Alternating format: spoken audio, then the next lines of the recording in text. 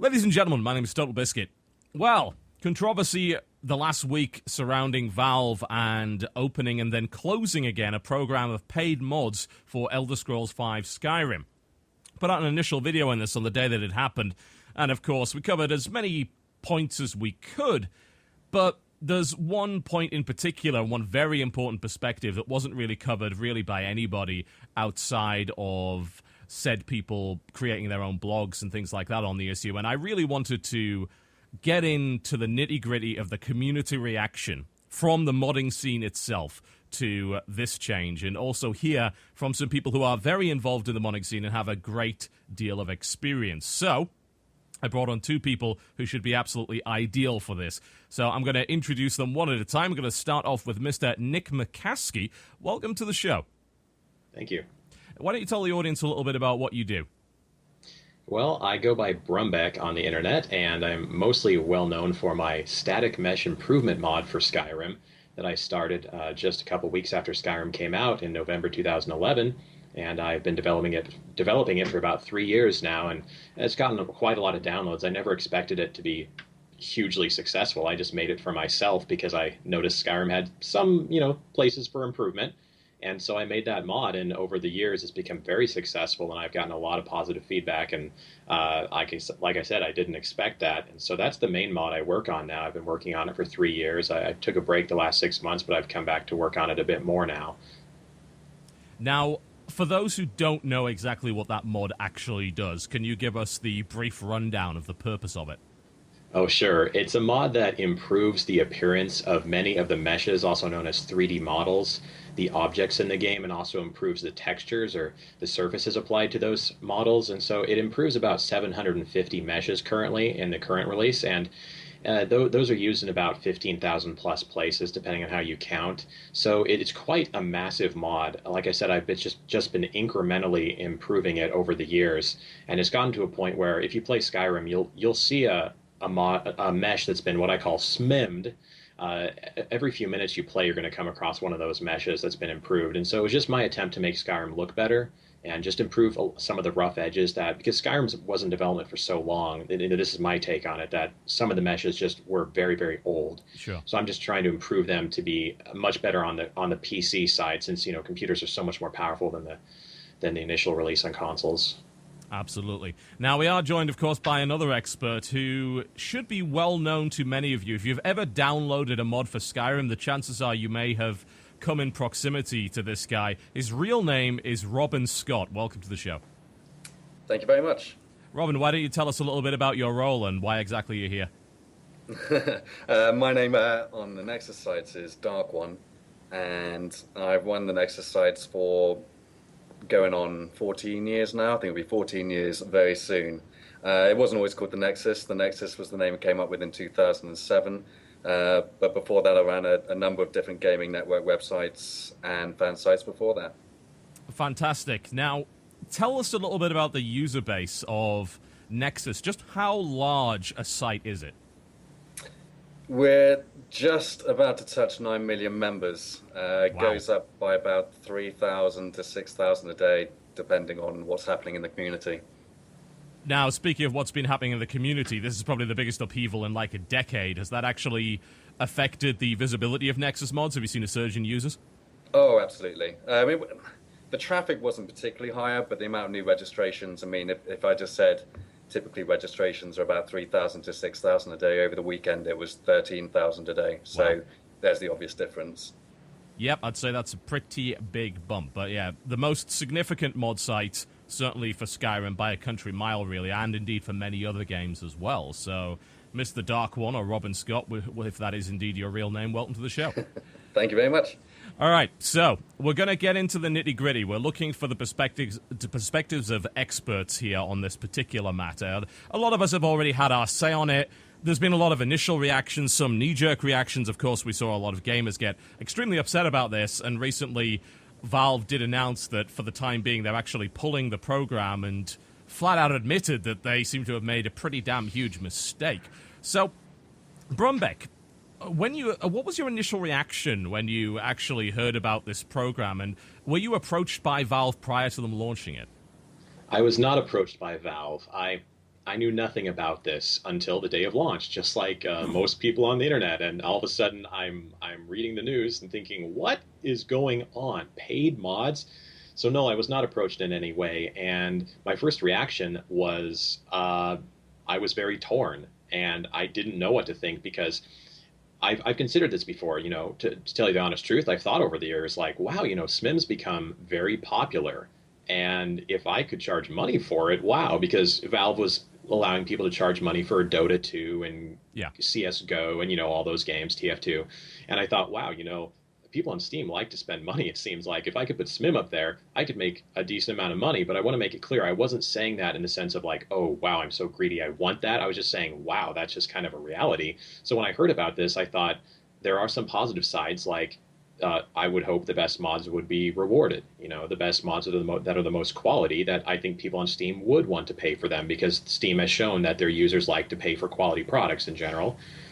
But that being said, I was also torn because I realized, well, there probably are going to be a lot of bad apples because apparently the world is not full of just kind and wonderful people. Well, that's news. I've never heard that one before. Well, I didn't want to tell you that at first, but I think you're ready for it. So I'm going to need a minute here, I'm afraid. Yeah, right. Aren't we all? So, what I did is I immediately went to my static mesh improvement mod website on Skyrim Nexus, and I immediately posted some thoughts because I knew users were going to freak out. I knew users were going to be asking me, one side or the other, don't support this, blah, blah, blah, blah, blah. So I immediately posted and said just the truth, that I'm torn on this. I can see both sides. I know good modders should be rewarded for their work. I do believe that, but I don't want it to destroy the community. And I know there's going to be bad apples that, poison the well, so to speak, ruin it for everyone else. And sure enough, that happened. I'm getting ahead of myself, though. You just asked for my first reactions. That was my first reaction of, sure, I'm torn, but I can see the value in it. Now, Robin, you actually do provide a method for supporting mods via Nexus with a donation button. Do you have any sort of rough idea as to how many users actually utilize that button? Has it been a success? Have you heard any feedback from modders? I don't have any hard data because I deliberately don't want to touch money that gets donated through. Totally understandable. There's huge amounts of liability involved in that. Absolutely. So any donation is direct from a user to a mod author, and I don't see any of it at all. But in the same vein, from what I hear from community feedback, it's not much at all. I mean, right. It's tiny. Fair enough. So what about your initial reaction, and were you approached by Valve prior to this? So Valve approached me about a month before, 3 weeks before they announced it. And it was approaching me from the point of view of trying to get the Nexus to be a service provider.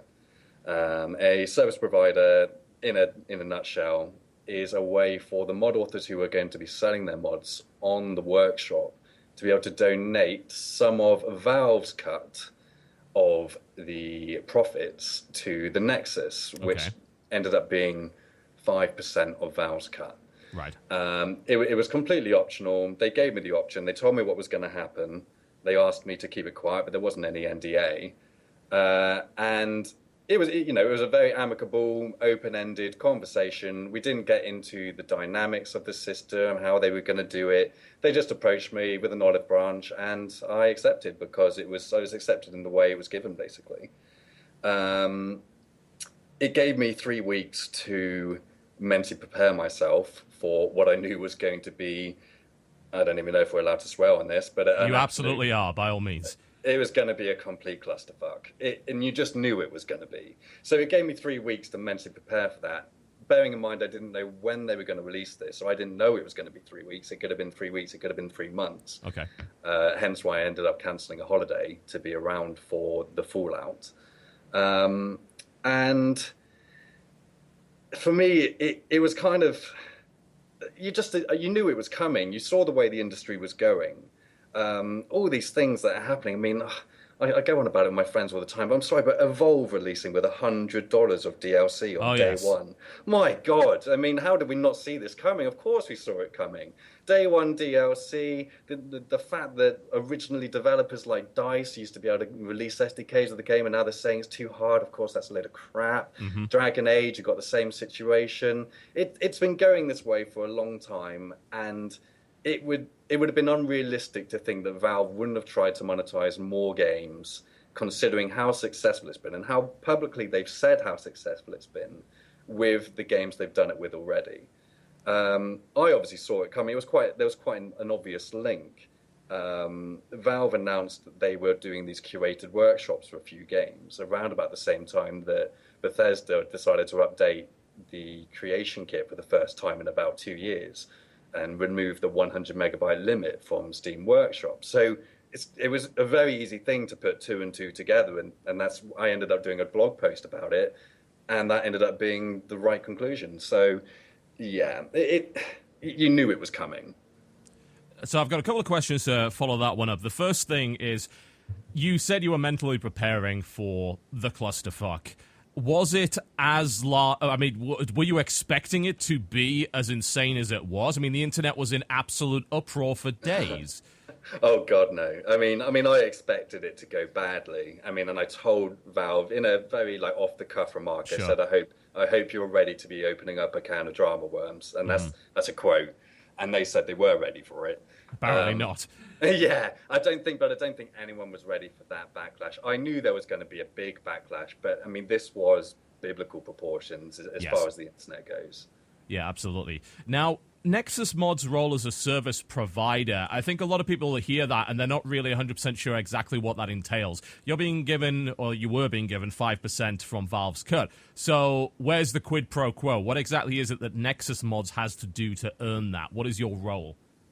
Absolutely nothing. I mean, okay. it was done as a premise of, the email went along the lines of, we respect the fact that you've been in this community for 14 years, you've provided a service above and beyond, etc., etc., etc. And we would like to give something back to you with no strings attached, if the mod authors want to. So I didn't take a 5% cut of every single mod. It was a mod author could specifically say, we would like the Nexus to receive 5% of Valve's cut in order to continue doing whatever it is they want to continue doing with the site. So it was the thing I had to sign literally said, you can take up, you might receive up to 5%, but if you don't receive it, then don't be upset. It was like, that was the contract. Okay. So what exactly do you think was the point of all of it? Was this a PR move from Valve that they could point to and say, no, look, we are actually respecting those that have been around for a while? What is their motive behind creating that system? I would say, I can't obviously speak for Valve, but I would say the motive is that they are aware that it's shaking up the community quite a lot. And it's a way of recognizing that they don't want to completely destroy all their competition. They would still like to have some independently run fan sites, if you were, without killing them all off, without becoming the Walmart of the internet, even if they have. They are already for PC gaming. Yes. I think you could probably make the argument there. Yeah. So it almost seems like they're trying to get the old guard kind of on their side so that they would have some allies going into this. Do you think that's about right? I definitely didn't see it that way because I wasn't going to accept the money if it meant that I couldn't be or do anything I wanted to do that I would have done before, if you understand what I'm saying. Absolutely. It wasn't like I took a nice little backhander and then decided to praise Steam Workshop. The only way I was going to praise Steam Workshop is if I thought they did a good job, and my blog post kind of showed that up. Yes, they evidently did not. All right, so this is the big topic that pretty much everyone, including myself, has completely managed to miss. And it's mostly because we're not modders. We haven't been part of this culture. Modding has been around for well over a decade, of course. I mean, God, people are still making great mods for Doom. Now, Brutal Doom's out very soon. I'm very much looking forward to splattering the walls very, very soon with that one. But I would like some insight from both of you. You're both absolute experts in this. You've been involved in the scene for a very, very long time. So, Brombeck, why don't we kick off with you? Give us some insight into the overall culture of modding in the sense that you could try and explain what the reaction of the modding community was and why they reacted that way. Now, hold up now. I thought all these questions were going to be easy. Oh, please. Where's the fun in that?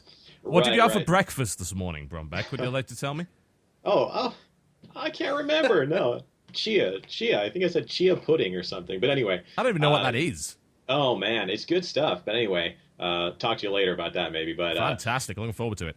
But that's a tricky question because you're asking what is the reaction of the community? What is the community? And Sure. community is such a strange thing.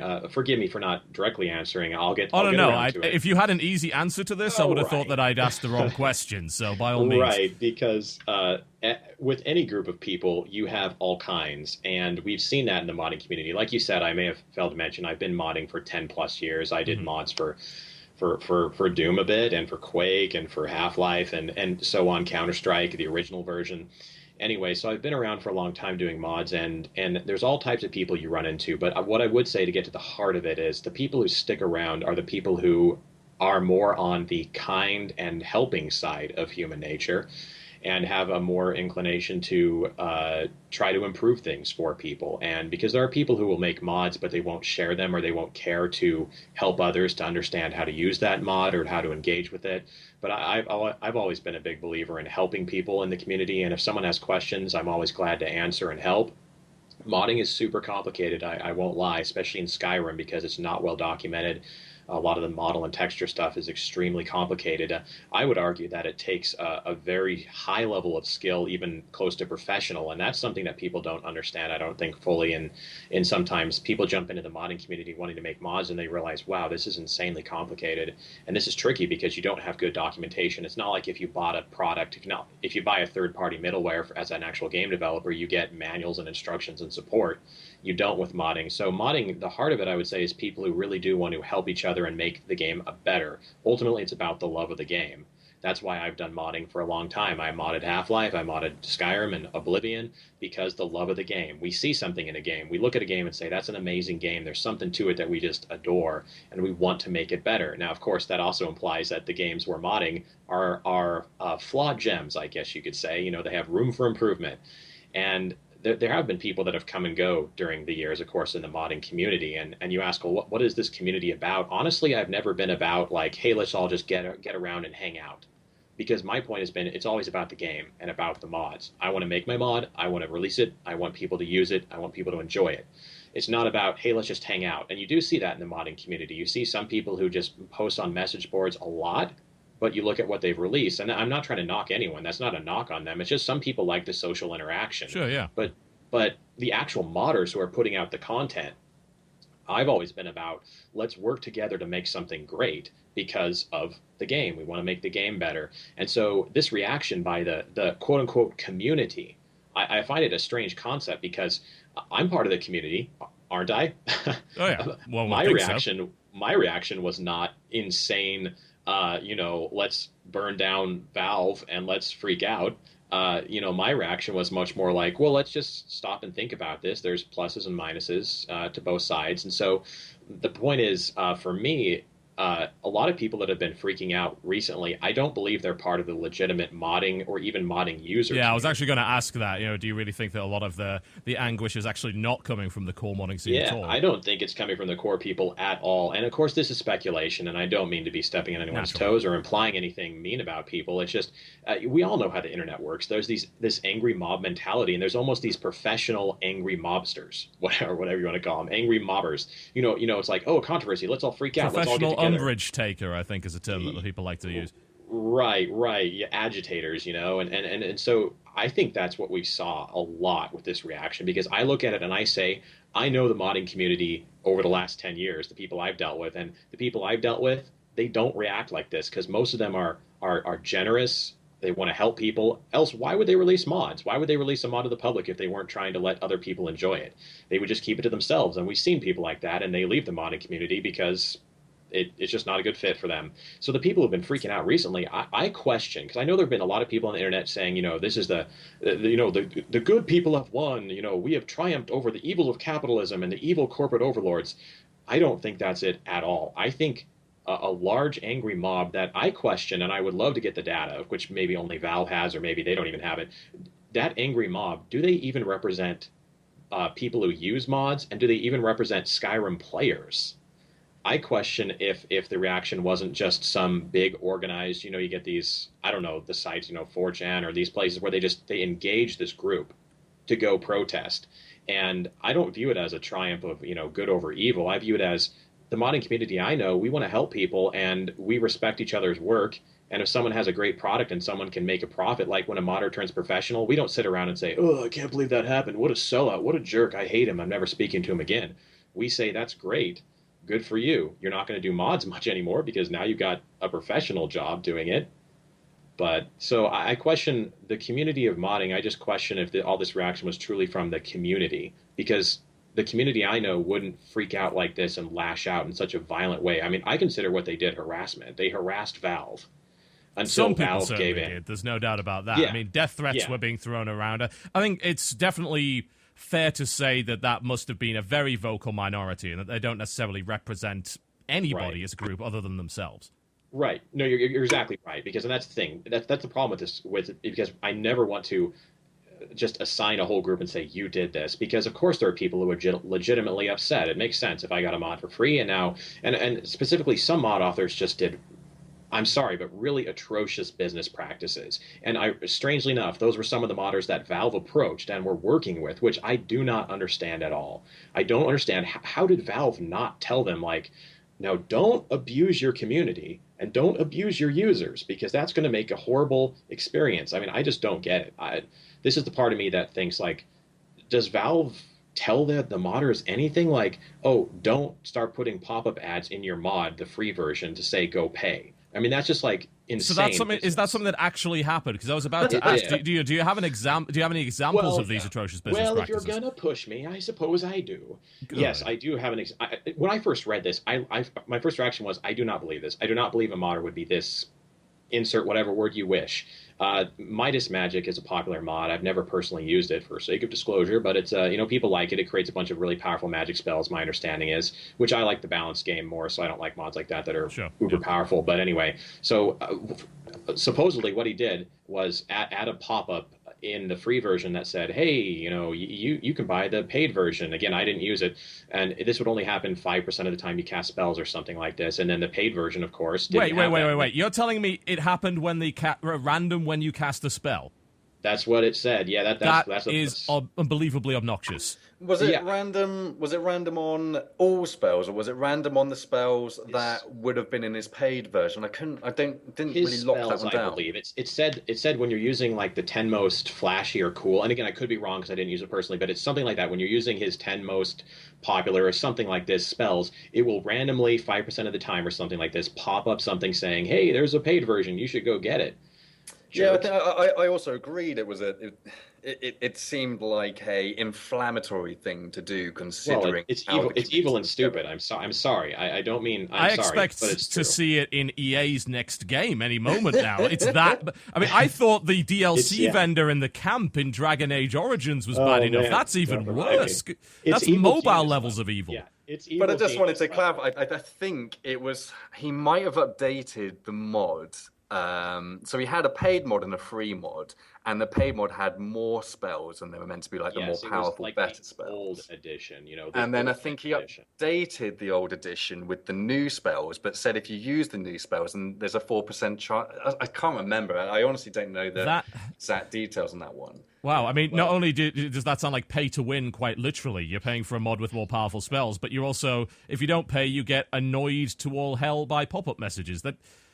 I mean, that to me kind of seems like, I mean, you mentioned it as being kind of unprofessional, but this guy is an amateur, right? I mean, he's not a paid developer. Yes. So, I mean, would you attribute this to malice or just complete ignorance? I mean, is this guy just an idiot, or is he actually evil? God. Well, I would never want to judge someone's. I don't want to judge them as evil, and I think you hit on it perfectly. I think you hit on it exactly right. As he's an amateur, maybe he doesn't have business experience, because I come from a business and financial background. That's what I do. Because even though the people have said get a real job, Brumbeck. Oh, well, I actually do have one. But anyway, so so take that. The point is, I do think he's, I'm going to give him the benefit of the doubt and say he's an amateur and didn't know what he was doing. But my biggest problem is, I want to reiterate, because I think this is a crucial point, is how is it that Valve, a huge company with lawyers and with so many people, how is it that no one approach these? Because how many mod authors were there they selected in secret? 10 or something like this? Not that Sure. many. It wasn't that How many. did they not? How did they not talk to those people and say, now look, you're the first ones making mods that are going to be on the paid site. We want to put out a good image. Let's make sure we're doing this right. Maybe you all keep it free and just release a paid version. And maybe they never occurred to them to say, oh, don't put pop-ups in your mod I to think ask people to pay. I think you'll find it's because they just don't know their community. They just don't. As much as they say they do, they're too far detached from it to understand how that would be a extremely inflammatory thing to do. But And nobody would why? like that. I know, of course, but how could they not? It just seems so ridiculous that the whole concept was crazy in how detached it showed them from being both Bethesda and Valve from their communities. And that, I think, is the thing that's most upsetting to take from all of it, in a way, is these people whom have this ridiculous market share, how can they be so detached from the wants and needs of the community? I just don't get it. Yeah. I mean, that brings up so many good points. But firstly, Robin, I'd like to ask you sort of from the perspective of someone that owns a large site which has its own community, a community that interacts through the forums, through a dedicated number of people that leave comments and endorsements on mods. What was from looking at it from the perspective of the Supreme Overlord, I suppose, of Nexus, what was your perception of the general reaction of the community? Justified considering the way it was released. Right. The way it was done, it was so badly handled that it wasn't ever going to go any other way. It just wasn't. And I think the thing that annoys me the most, and I know it sounds boastful, but how could you not ask someone like me what you think would happen? How could you think you know better? When you're so detached from the community, you're not really a part of the modding community. You've got to remember, Bethesda, they are like parents who give their kids a sandpit. They say, here's a sandpit, you go do whatever you want in that sandpit, and we'll leave you alone in that sandpit. And they don't know what really happens in that sandpit very much. I'm sorry, they don't. Sometimes horse genitalia happens in the sandpit. Yes, indeed, and some quite horrific things, don't get me wrong. Indeed. But they don't really understand it. They don't know. And then suddenly one day they come along and completely change that sandpit without first consulting the person they made the sandpit for. And it was quite insulting, really. Not that they didn't ask me, but insulting what they did, thinking they could just do that and it wouldn't cause this much fuss.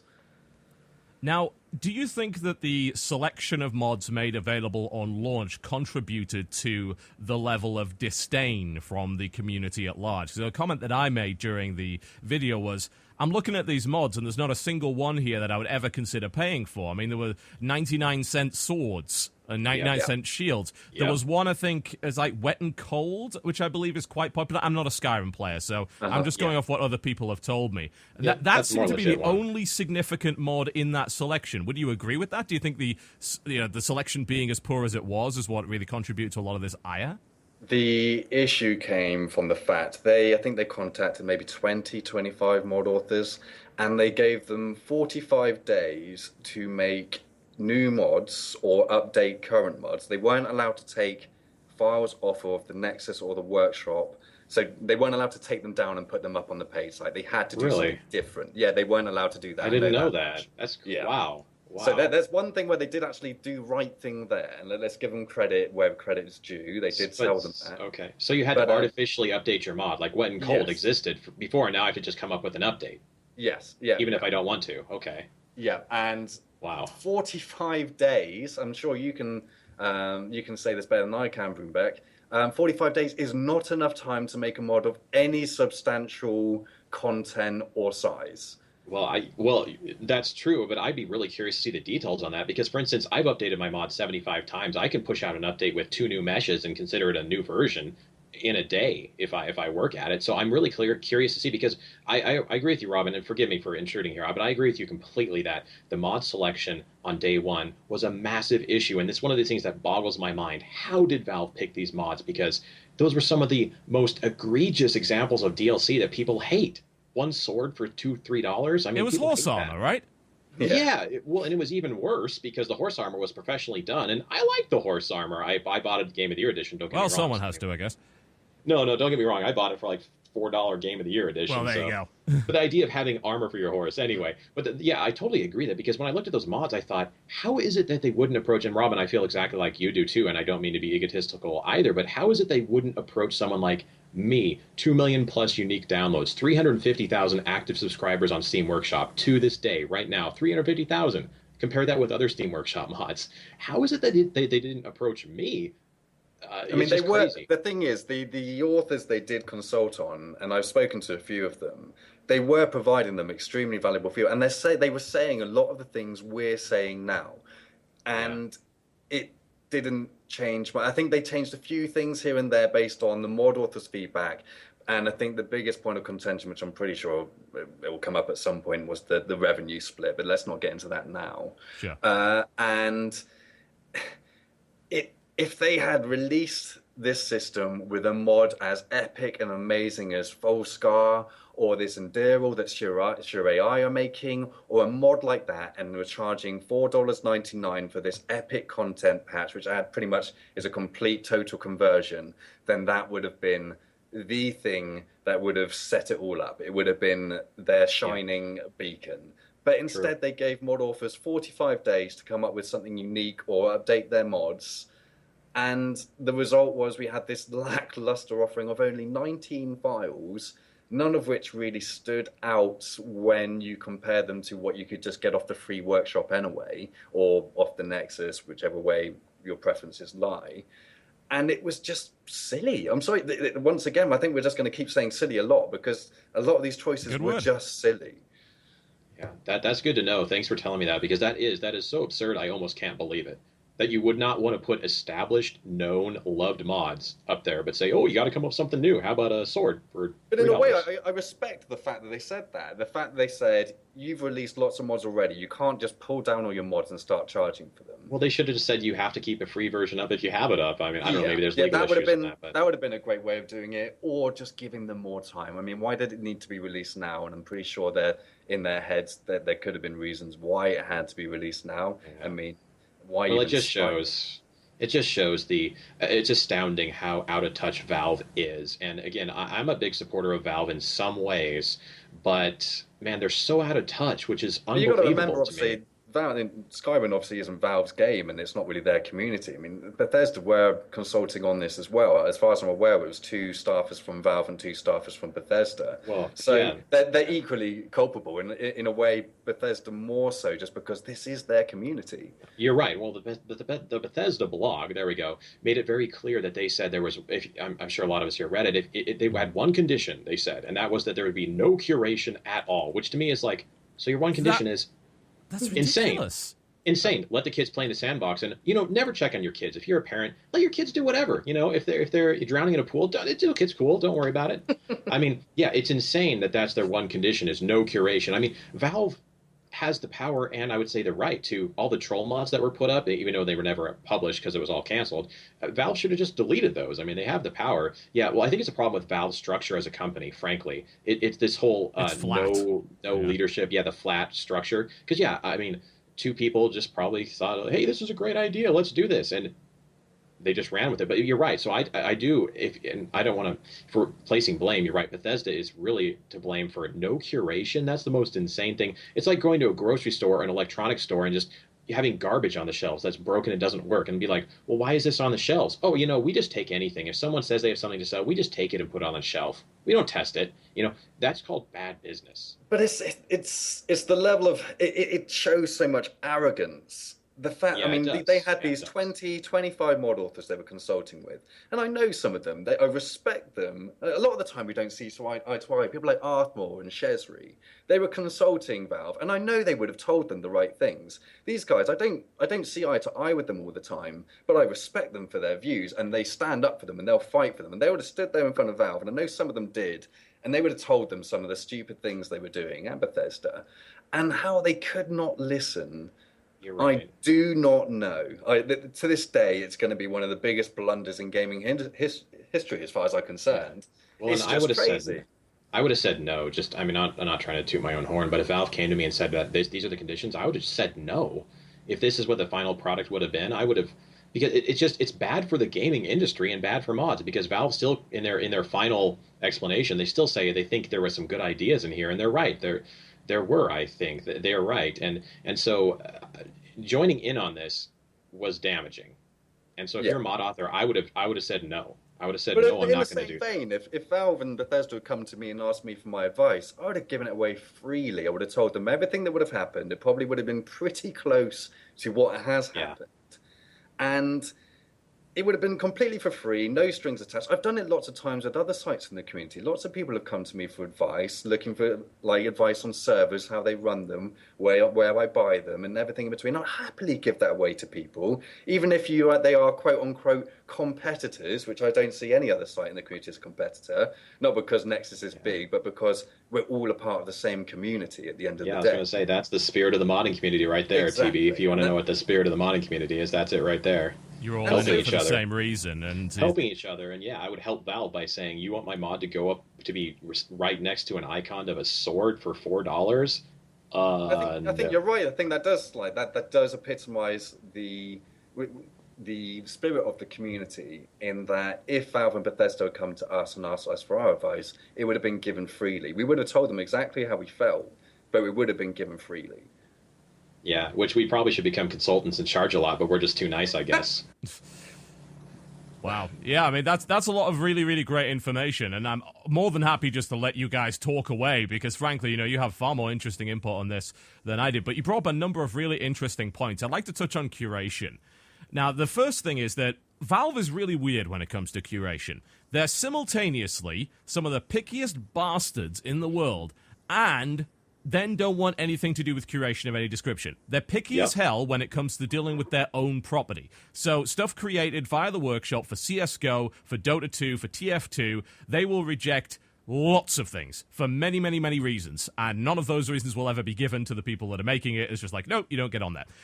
But when it comes to games, they'll let any old tack come in from early access. They'll let any old tack come in from Greenlight, as long as they can bribe enough 13-year-old Russians to get it through the system.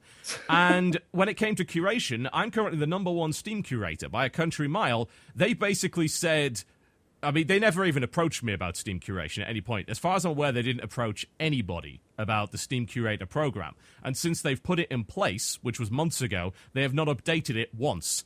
It still says, you can't even change the text that clicks through the link. It actually says, read the full review here when clicking to a video link. There's no way to change that. So they haven't done anything with it. They wanted to put curation in the hands of the community. So it's a really strange clash of styles. And I think maybe it does come down to that flat corporate approach that you were talking about there. That there is no one willing to step up and say, hang on a minute, we should really have a consistent curation policy across the board. And when it came to mods, it was even more disastrous. Because, of course, compatibility issues, for those who don't know, are a huge problem with Skyrim. There's a reason why I think it's called the load order, isn't it? Where you load Yes. mods in a certain order, otherwise everything breaks. It seems to can. me a set of standards should at least have been put in place to make sure these conflicts weren't happening. Now, Robin, I assume that in your communications with Valve, there was no mention of that whatsoever, right? Oh no, we didn't get into any sort of intricacies like that. I think the issue with that is, it doesn't matter how curated you made the Skyrim workshop. There was no way you can curate the Skyrim workshop and remove these load order dependencies or these conflicts. There's no way. The way that Skyrim modding works, and Broombeck can probably talk about this more than I can, there was no way that they could have done it in such a way that every mod you download would work with every other mod you download, unless they limited it to the most ridiculously tiny pool of mods ever made. Well, and maybe that's what they should have done, because some of that compatibility issue is overblown. That's my perspective, because I've worked very detailed on load order issues, and I've written several tutorials on how to clean mods, and that was even back in Oblivion. So I've dealt with this for many years, and some of the compatibility issues are overblown, because it is true, if you get a modder who doesn't know what they're doing and just makes the most horrible mod ever and deletes objects in the game that should be there, that's going to cause major issues. You know, if you have a mod that, oh, I don't know, deletes a major NPC from the game, that might be a concern. And that doesn't even get into malicious modders, which, you know, occasionally do come up, especially when you say anger the entire internet. So there's those issues, but some mods, for instance, my mod, not to just go back to my mod, but my mod does not have very many compatibility issues at all, and my mod can't hurt your game permanently at all because of the way it's made and what it does. And partly that's because, oh, I don't know, maybe I've been doing it for 10 years and I know what I'm doing, which is why this whole idea of like, oh, hey, you're a new mod author. Did either of you see the Gamasutra article on the Half-Life mod that was put up for Steam Workshop? It's a really interesting article about, I guess, a friend of Valve's or something, and he made this Half-Life mod, and he used the Half-Life crowbar asset that Valve gave him, which is also, I think, maybe a conflict of interest if Valve's, you know, giving special mod assets to some modders. But anyway, it was clear that he was new at it. I mean, I personally think that's unethical. In my business, in the financial world, if I did something like that, it's unethical. Oh, of course. Yeah, I can't do that. You'd There's think so, but people considering what's been going on with video games over the past year, it would appear that a lot of people have a very interesting idea of what ethics actually means. And a couple of the weapons were Dota weapons as well, weren't they? Assets from Dota 2. I think they were. Yeah, TB, you're totally right on the ethics issue because, yeah, that's the funny thing. In my real life world, I have regulators who come after me if I do unethical things. And it's so, but for some crazy reason, people just think, well, in the video game ethics, they're different. No, I mean, ethics are ethics. And anyway, that was a contention I had, that picking someone to make a Half-Life mod, which Half-Life is a huge property, it's going to be successful, assuming the paid workshop had continued. And then picking him because he's your friend and then giving him access to Valve assets? I mean, how is that fair? They should have released the assets to everyone. But anyway, that's a minor issue only modders care about. So, but the bigger point is that the compatibility issues, you can totally make it so certain mods are not going to break your game. My mod's safe. It's not going to break your game. And that's the reason curation is needed. Going back to your initial point, TB, on curation, it's totally true that this absolutely needed curation, which is insane how Bethesda said, like, the one rule we have is no curation. Have you, do you even think, mod, bro? Why do you think they did that? I mean, I imagine they did it because up until now, the modding community in Bethesda games has been completely free game. As we've seen on the Nexus, there is an extremely wide variety of mods available for the game from many different extremes. And I think they class that as one of their key tenets for their modding community. And we've got to remember now that Bethesda have an extremely hands-off approach to their community, as in they give us the SDK, they tell us we can't sell the mods, and we can't nick assets from other games and put them in mods. But apart from that, it's pretty much fair game. And that's the way they want it. They don't want to be managing the community. They don't want to be all the time saying what we can and cannot do. And so for them to be on the one side saying, yeah, we don't want to be involved, and then on the other side having a curated workshop where they said specifically what mods they would and would not sell, I'm pretty sure to them they would have had a meeting and decided that it was ironic or hypocritical almost to do such a thing. And I'm pretty sure that would have been their reasoning.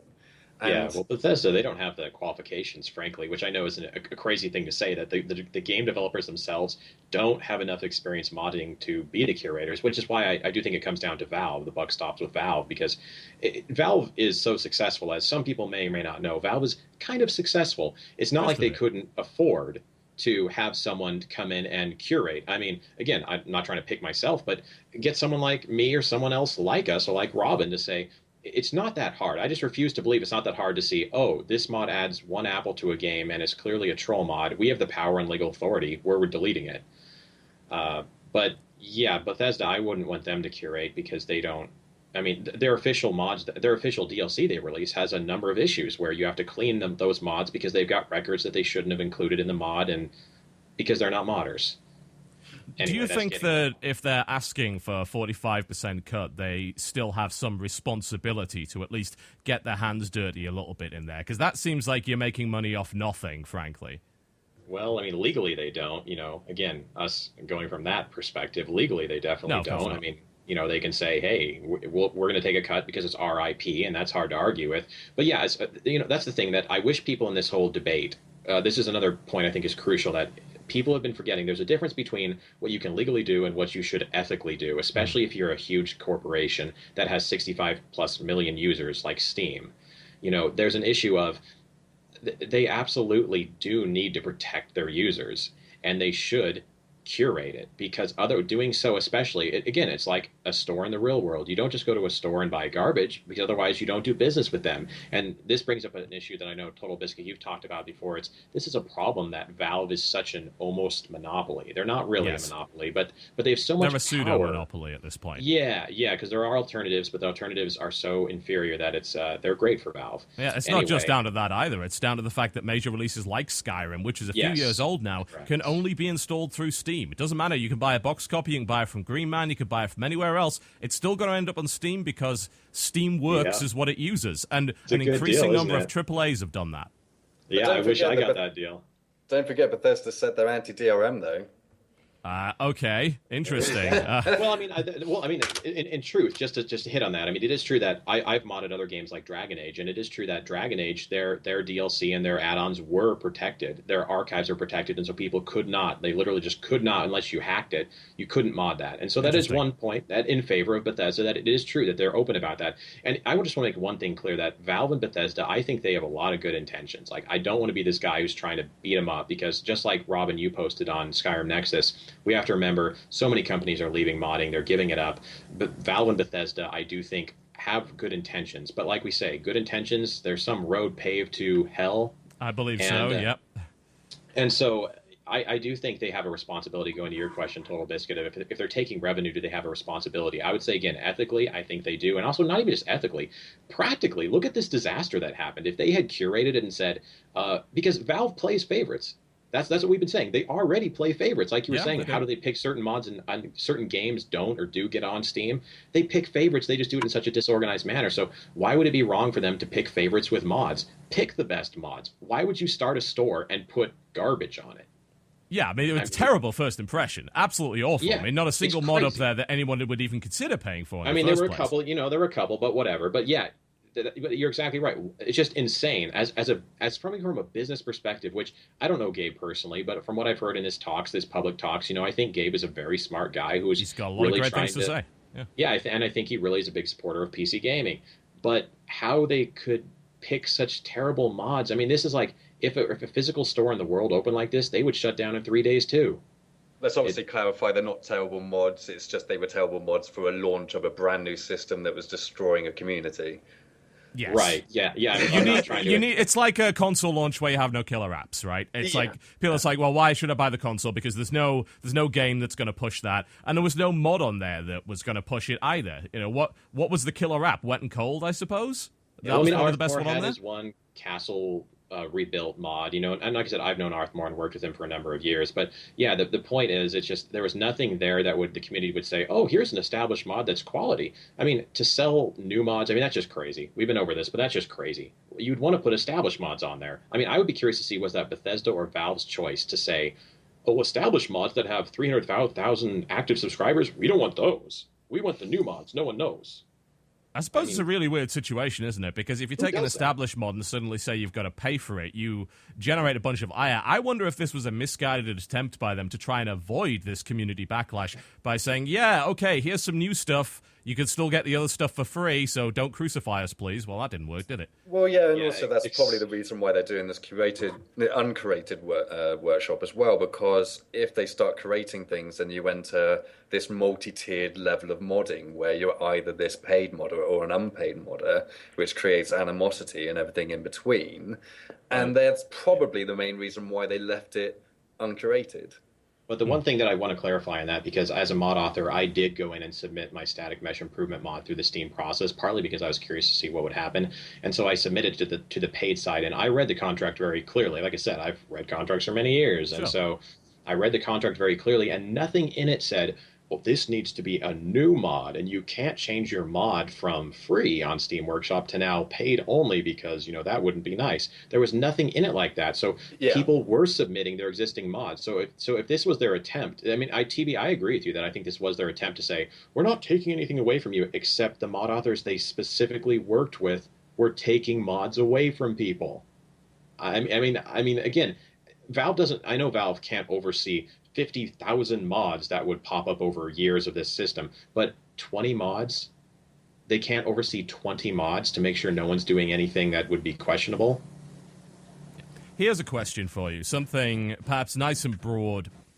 Is Bethesda and is Skyrim the wrong game to launch this system with? Some people have made this remark that, yeah, Dota 2, CSGO, Team Fortress 2, very successful system whereby the authors are paid 25%. They're pretty damn happy with that, and some people have made hundreds of thousands of dollars that way. But they're all multiplayer games, and 2 out of 3 of them are free to play, and their business model is reliant on such things. Skyrim is a $60, well, not anymore, but a $60 single-player RPG with a history of a very open hands-off modding scene. Was this the wrong game? Was this the wrong company to engage in? Of course it was. There's no other way of saying it. Of course it was the wrong game. Anyone could have told them this was the wrong game to do it with. I mean, I covered it pretty much exactly what you just said. I covered with an interview with Rock Paper Shotgun that was released yesterday. Yeah. Where I literally said, you can't compare the Skyrim modding community to the Dota 2, TF2, and CSGO communities. They're just completely incomparable. And to take the same revenue split as those free-to-play games, whose obviously their only source of income is the in-app purchases themselves, was just daft. And I understand, like, the Bethesda have come out about an hour before it was even shut down, came out and defended the split. And from their point of view, I can understand why it makes sense to them. I can understand that. But they've got to understand that other people aren't going to understand their point of view, and perhaps it would have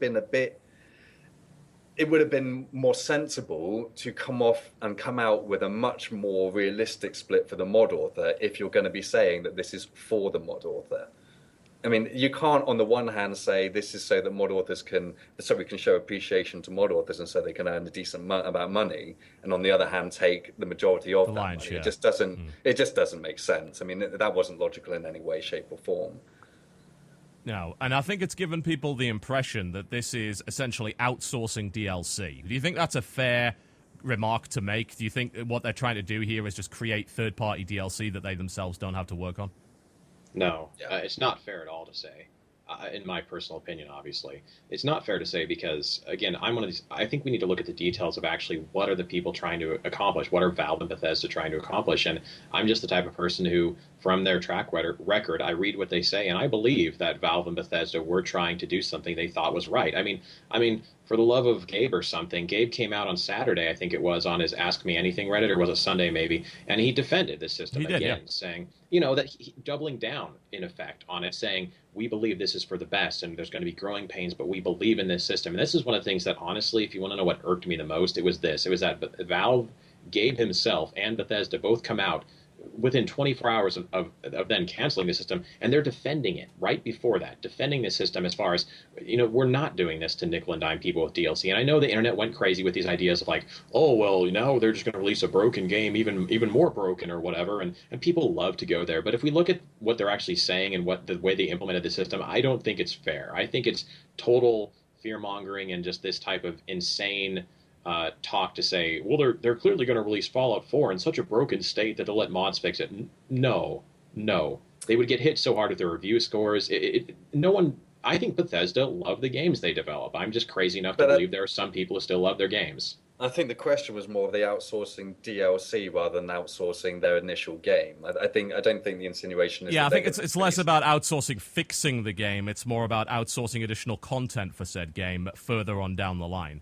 And I personally would agree that is exactly what they're doing. They've realized that they can either spend in-house time making 1 or 2 or 3 DLC or expansion-sized DLCs over the course of 2 years, which is what they did with Skyrim, or they can open it up to a community where they can earn 45% or 40%, depending on what the share was, of people who can release far more than that, and they can take a cut. And it is. But Robin, though, how many mods on Skyrim Nexus, just looking at how many mods are comparable to the actual DLC they released for Skyrim, Dawnguard, that other one, Dragonborn? I mean, how many mods on the Nexus right now are comparable? I mean, I'm just trying to look at it from that perspective. I think there's maybe one mod, arguably.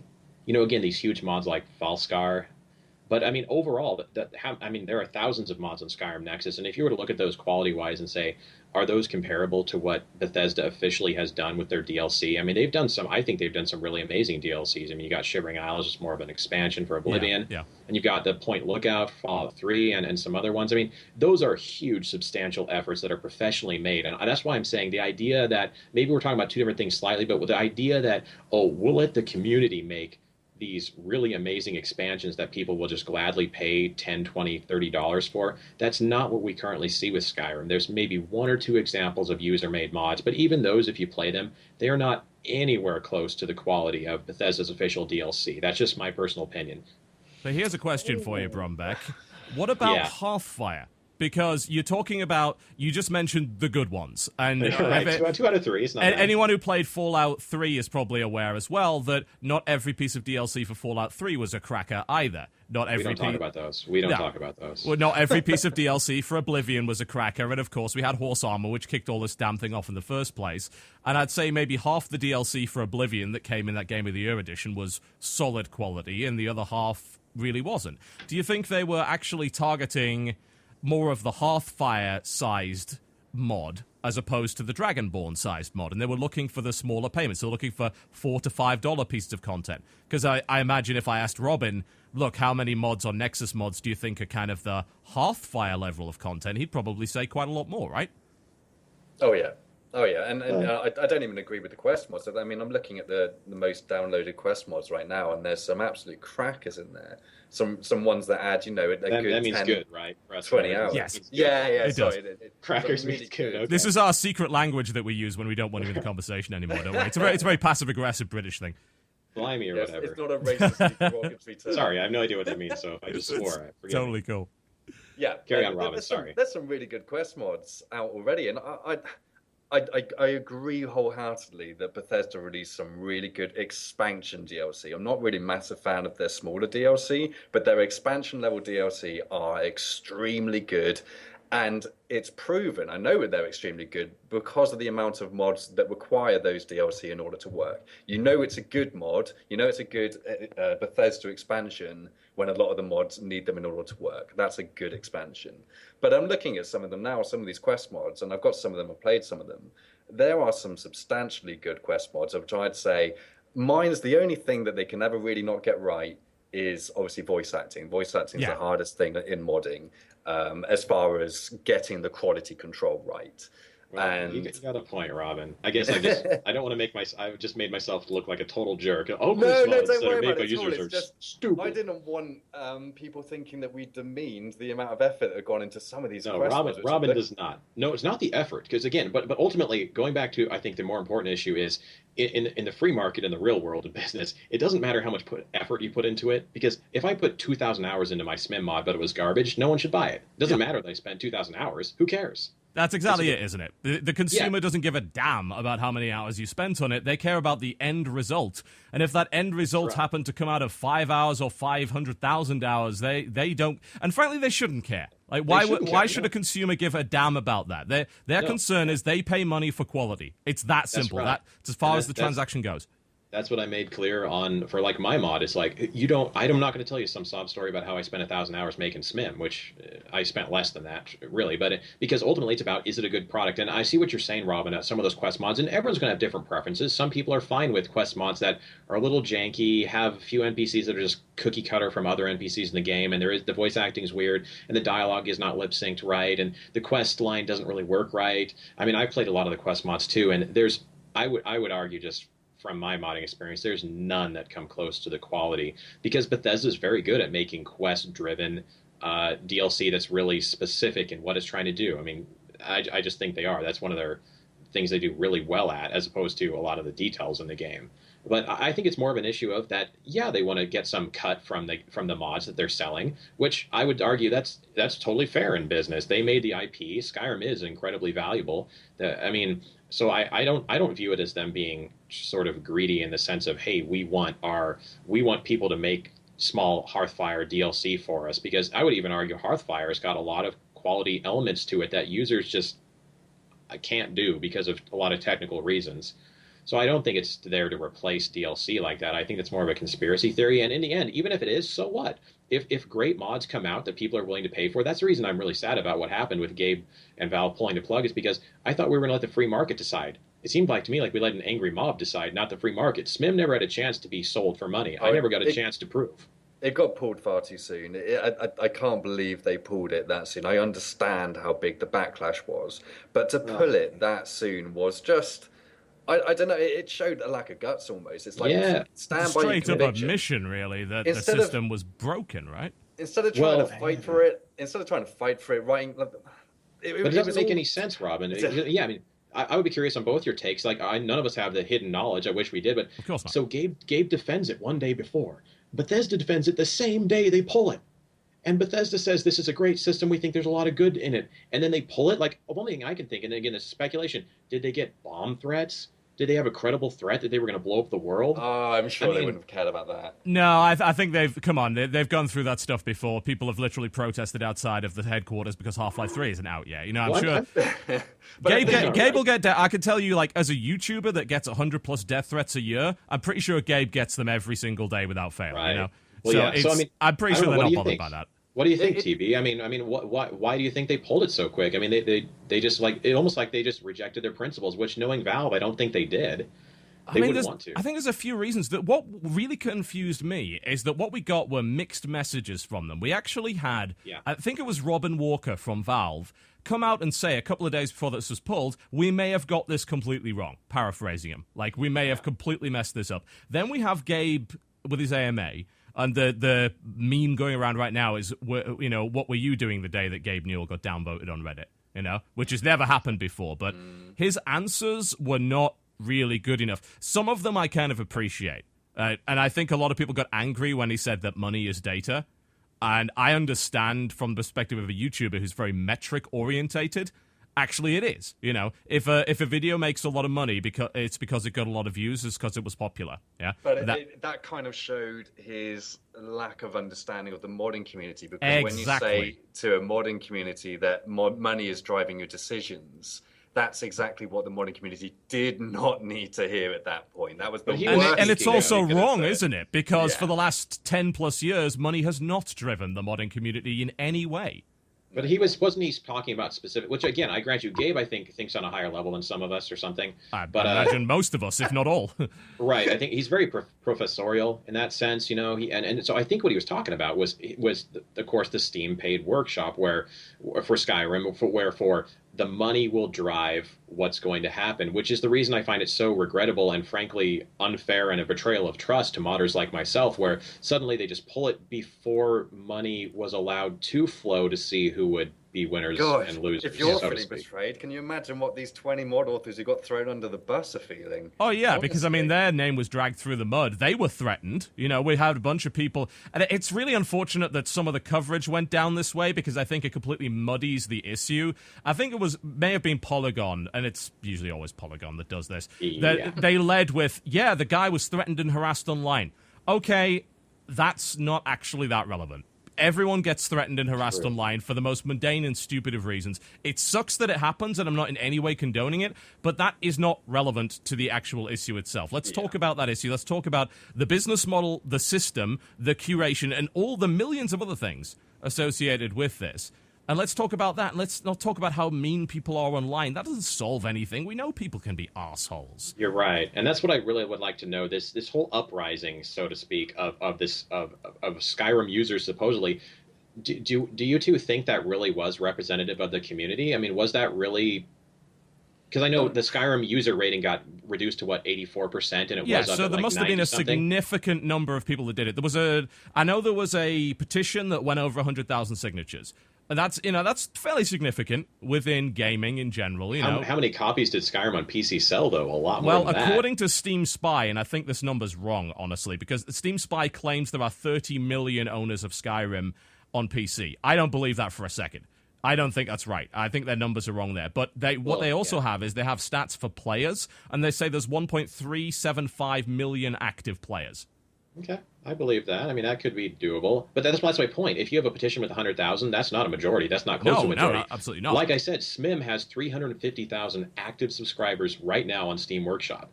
350,000. And of those who like SMIM, how many would want to pay for it? Well, a small percentage, because that's how business works. You're not going to get everyone wanting to pay, but it's kind of like me as a mod author with my users.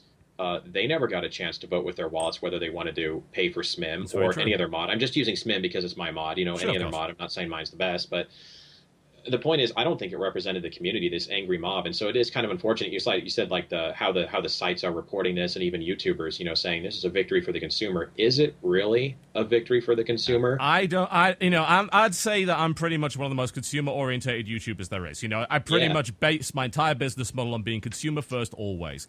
That's why even I don't view this as a victory for the consumer because I don't think it was given enough time to play out. The only stat that we know is that apparently mods in a day made $10,000. We also know that apparently the amount of emails that had to be answered cost Valve over $1 million. Now, but that's not right. Anyway, I can't even explain how that works. When you look at what he really said, because a lot of people were posting like, so you're saying I can just flood Valve with emails and cost them $1 million? He was talking about opportunity costs and development costs, not actual server costs. Because yes, a lot of people took, which again, that maybe Gabe shouldn't have said that because it was so confusing. Because the idea of like, so you're telling me your server costs are that high? No, they're not. Valve has some of the best contracts for that type of stuff. They posted about that before publicly. So anyway, his point was, there's a lot of people at Valve that are probably very highly paid. And so, they could have been working on other stuff. I still question that figure. But ultimately, it doesn't matter because if it's the right thing to do for the PC gaming community, $1 million for Valve, I'm sorry to say, is insignificant for Valve. Yeah. Is insignificant for Valve. So if it was the right thing to do for the PC gaming community, why cancel it? And why not let the money speak for itself? Why not let mods like, again, my mod, maybe let's see if people hate it. If no one wants to buy it, then fair enough. But the experiment never got a chance to go forward, which is the most unfortunate thing about this. No, I don't think we got any useful data out of this, honestly. No, we did not. All we got is there's an angry internet mob, and when you give in to harassment and terrorism, they are emboldened. And I think that's what happened. Maybe that's... It disappointed me they weren't willing to fight for it. They weren't, instead of acknowledging their issues, coming out... I mean... The thing that annoys me, obviously, because Valve and Bethesda are companies that obviously hire staff that work 9 to 5, 9 to 6, or whatever long hours they probably have. They probably don't work weekends. They've released this system on a Thursday. I imagine they released it on a Thursday, so they had one day to fix any bugs. And then they went on away for the weekend, leaving this absolute shitstorm of crap swirling around of vitriolic hatred. Yeah, they walked back in with the pizza and everything was on fire. Without any comment. There was no kind of clarification as to why they've done this, what they're going to do to try and fix some issues. You had like Gabe coming on, like send off like damage Gabe control with some armor to do serious damage control on Reddit, and it shows that in a way, I'm sorry, there's a little bit of a contrast. Obviously, I cancelled a holiday to Spain so I could stay back to make sure my servers didn't die, whereas Valve and Bethesda go off and obviously have their weekend, just their normal weekend, and come back to a shitstorm. That's the obvious difference between a small, tiny little SME, a small business, and a big conglomerate like Valve and Bethesda. But the point is, well said. Because of the way that they release this entire system by just throwing it on the community with absolutely no pre-warning whatsoever that this was coming, and then to think you can take 3 days off without saying anything about it and come back on Monday and think it's all going to be okay. What were they thinking? That's so stupid. Absolutely ridiculous. I'm sorry, and it's hard for me to beat a dead horse, and I know I'm being a dead horse, but it needs to be said. I mean, how far away from your community can you be to think you can do that? That was just insulting to the community so much. You nailed it, Robin, and that's how I felt too, because I was left the whole weekend with I uploaded my mod on Saturday because I took 2 days to think about this to see if I should do it and got input and that sort of thing. So I uploaded my mod to Steam Workshop just from a modder's perspective to decide, let's just see how this goes. So I upload it, and that says, well, awaiting approval. You'll have to wait for an admin to approve it. And I never heard back. It's like it just goes into the oblivion of they had who knows. It was a 7-day grace period where people were meant to be able to moderate. They could view it, but no one could even view my mod because it had to be initially, my understanding, it had to be initially approved by by an admin, it said. And once it's approved, it goes on the paid mods waiting approval in the sense of that 7-day period. It was really weird. It was almost like the system didn't work, which knowing Steam Workshop, sorry, Valve, but it possibly didn't work. So it was the sense no one could even look and see my mod that it was pending approval. So in a sense, like maybe that's good because I should have just shut up and not told anyone and said, oh, yeah, I would never charge for my mod. Can I ask you a question? You have you Yes. ever used the private mod author forums on the Nexus? Obviously, you're with 2 million downloads, you'll have access to it. But have you ever been on it? Have you ever used it? I've done it a few times. It kind of goes back to that whole question TV asked about community. I tend to not just do a lot of like hanging out, and that's just my personality. Oh no, that's Although- fine. Don't get me wrong. No, I it's have just used a- them, and Sure, I really it's just appreciate a your site. person.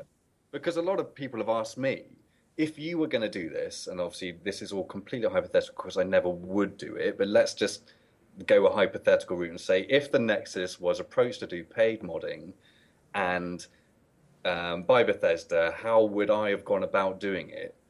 It would have been non-stop consultation. You know how I release features on the site? It has to be done with a general consensus that this is probably for the best. So it would have gone to the private mod author forum first. We would have spoke any mod author who wanted to chime in on it. We would have got a whole swirl of data and information from anyone who wanted to contribute to whether they thought it was a good idea and how it could be implemented and how well it could be implemented before a general consensus could be reached where we either decided it was probably a bad idea and then it would be dead in the water, or we'd pass it on to the mod users who could then have their say on the topic. And after that, after everyone's had their chime in, and after you've got the general consensus of whether it's going to be a good idea or not, remembering obviously that everyone hates change to begin with, and therefore you've got to take everything you do with a pinch of salt, because everyone's negative to begin Yes, with. Let's face that's it, right, most yeah. people are. So obviously, with that in mind, you don't just do a poll, and if more people say yes, Right. then no. You know, it has to be your general feeling that this is probably going to be for the best over the course of 3 months, 6 months, a year.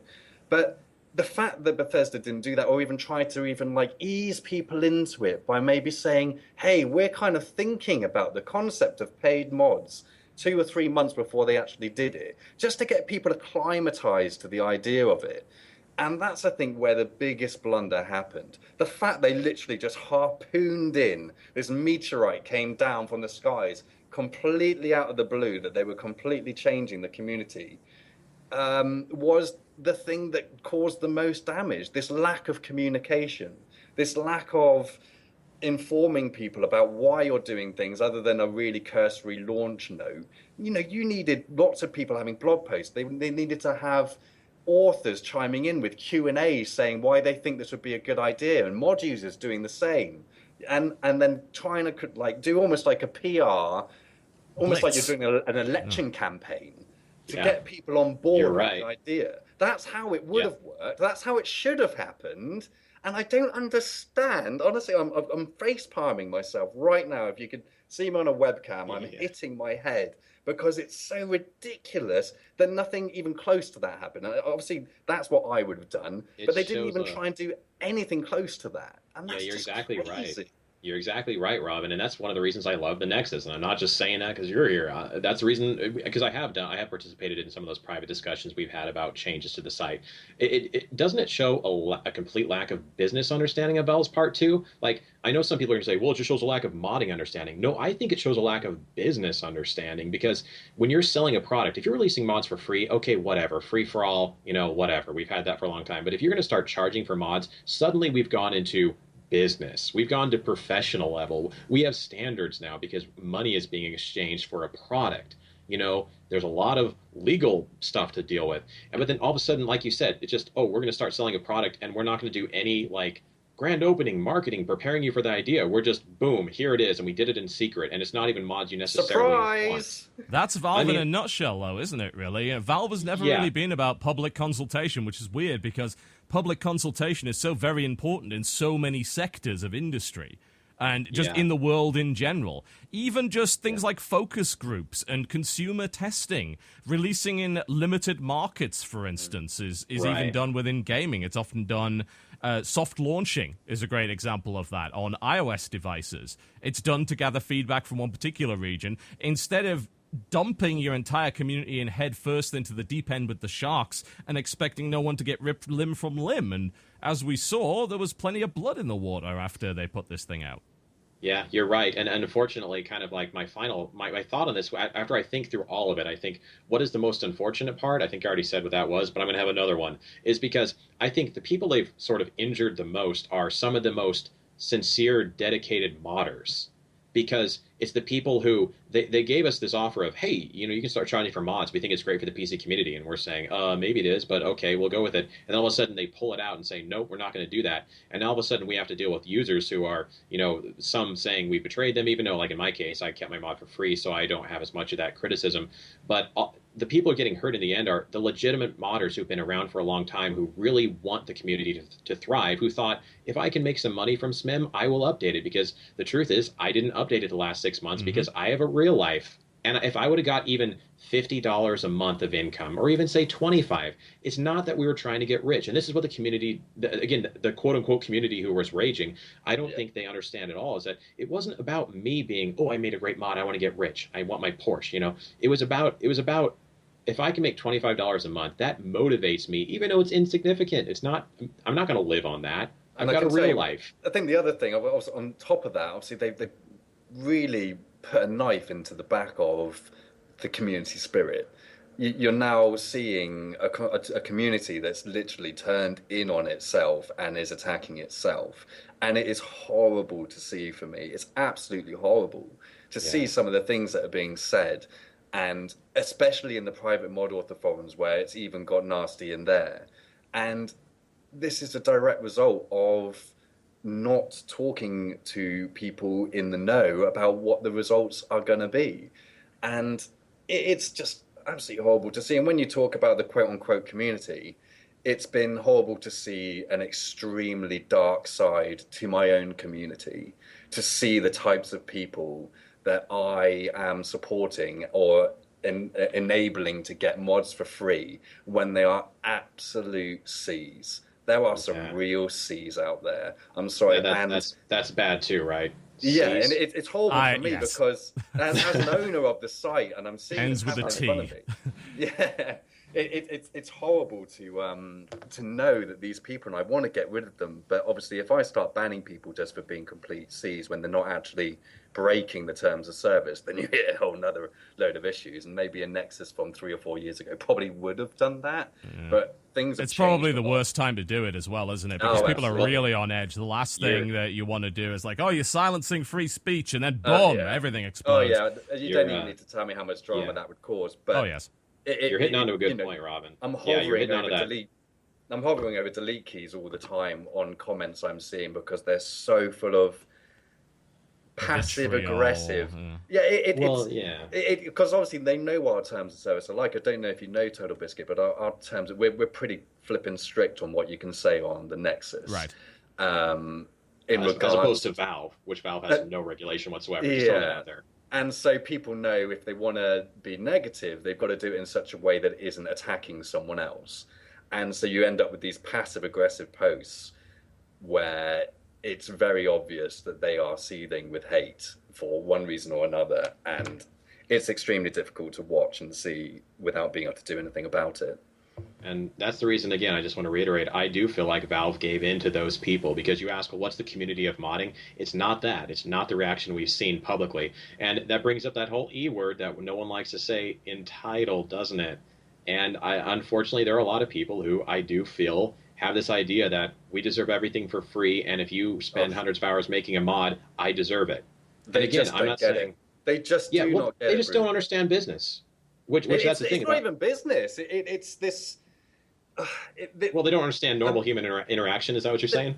Well, they don't even understand the community. That's what I'm trying to say. You've got these people who don't endorse. They download mods. They don't endorse them. They don't comment on them. They don't provide any technical support, and they're acting like they deserve this. Yeah. It's not a thank you for doing this. I appreciate it. Some of these mods aren't very good, but hey, whatever. I'm getting them for free, so I can't complain.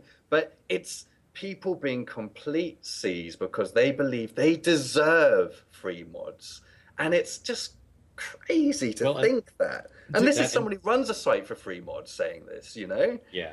Do you think? just to kind of butt in there, that obviously we've talked a lot about the vocal minority, and I agree that there are certainly some people, and I hate the E word because, again, I'm consumer first all the time. Right, I think that consumers are entitled to a great deal, especially when it comes to dealing with stuff that they've exchanged money for. It gets a bit murkier when free things are involved, of course. But being entitled to someone else's time, I think, is one of the biggest misconceptions that people have online. It's something that I got in trouble for saying a couple of years ago when I basically said, look, you're not entitled to my time or like anyone's time unless, you pay for it. And people were super mad about even just hearing that. But it's the reality of it. It's about basic respect for the fact that we all have limited time on this earth and would rather not give it away for free to someone who's ungrateful. But, I mean, do you really think that a lot of this is coming from fully grown, well-adjusted adults? Because I would imagine, and I know this for a fact, I have an 11-year-old son. He downloads a bunch of mods. If I ever find him saying anything like that, his computer would be going out the window. I can guarantee that. But a lot of people that download mods are actually pretty damn young because, of course, they're these are not people with loads of disposable income that buy 10 games a week. These are people that may have got a copy of Skyrim in a sale because their mom let them buy it, and that's the only game they've got, and they want to extend it as much as possible. Robin, in particular, I think this question's perhaps pertinent to you. Do you think that's a lot of where it's coming from? Is a large amount of this vocal community actually just a bunch of kids? Is that where we're getting a lot of this aggro from? I honestly have no idea. I hope so, because then there's at least a reason why these people are the way they are. I mean, it would be depressing to think that these were 25 to 35-year-old Also, professionals saying this, right? Yeah, it would be, but I wouldn't be surprised. I think it's the grandmothers. No one ever expects the OAPs, I can guarantee you that.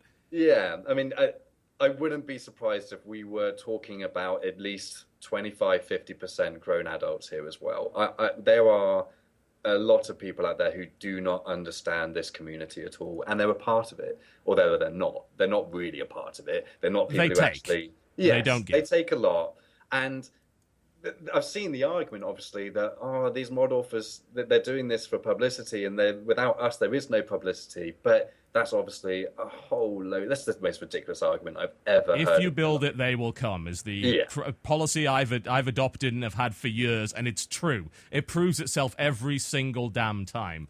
Yes, the audience is super important. We couldn't have our jobs without the consumers, right? But simultaneously, I think it comes down to a lot of people thinking they're more than just one person in a large, very large group of people. It's like, I'm more important than just being a statistic. I get that you think that's the case, but in terms of like sales, in terms of view counts, in terms of the way that, say, YouTube is monetized, you are like worth less than a cent. Like statistic, and I know that sounds really horrible to say, but it's a similar, even if we're dealing with free mods, one download out of 2 million is not actually that significant.